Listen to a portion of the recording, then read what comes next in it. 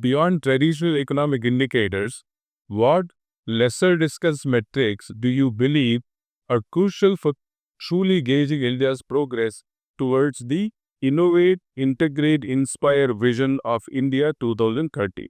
The goal for 2030 or the goals for 2030 are spelled out the Sustainable Development Goals document.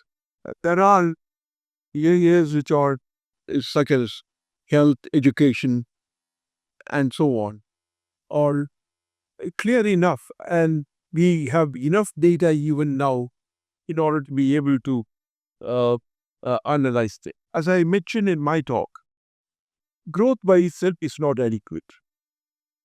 Now, growth itself, how is it measured? Growth is measured by looking at the gross GDP, gross domestic product of the country. Now, does the gross domestic product of the country clearly indicate the output increase? Or is there any other alternate? Now, for example, environmentalists will say that the gross domestic product is an exaggeration, because in arriving or in producing a certain amount of output, we might have damaged the natural resources also. Therefore, some people who argue about the GDP or green GDP would want the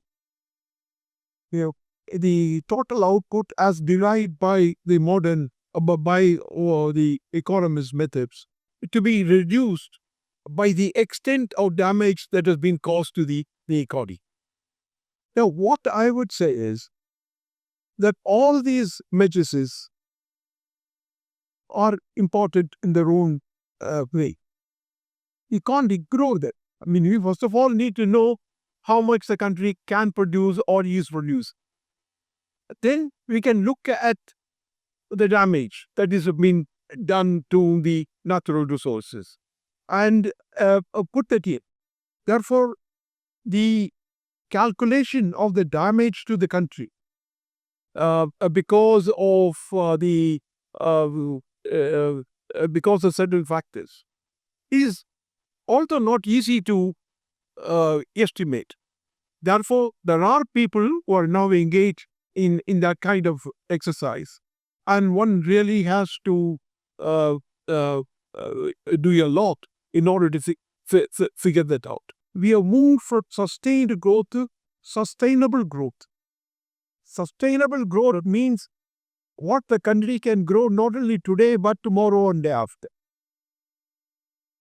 If the methods that we follow today to grow fast will result in such a damage that the economy cannot grow fast in the subsequent generations, then we are doing a great harm to the subsequent generations. Therefore, the important thing of sustainable growth is essentially whether the succeeding generations will have the ability to grow at the rate they desire to grow. So, there are people trying to measure all of these things, and that is why the green economics or green accounting and green effects and so on are being studied. So, we need to study those matrices. But I would not say that therefore give up GDP accounting. I mean, GDP we need. If I may say so, that is a starting point of GDP. And then see what else can be done in order to get a clear indication of how that product has been made.